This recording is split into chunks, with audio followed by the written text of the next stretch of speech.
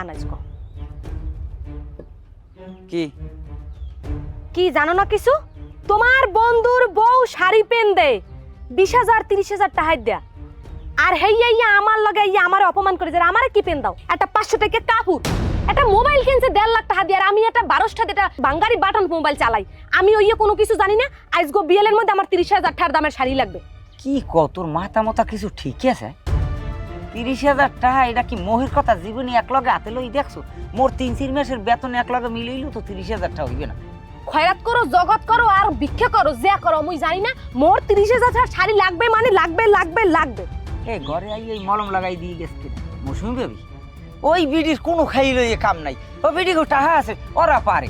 আমার রাস্তায় বই ধরছে, হ্যাঁ নো বের দিয়ে আমার সামনে এরকম শাড়ির আসলে এরকম ঘুরে হারি হারে কিছু। আমার একটা শাড়ি আছে হাতে কতটি আংটি উংটি দিয়ে এরম এরম হারে, আমি বুঝি না কিছু। এই মাতারিকে কোনো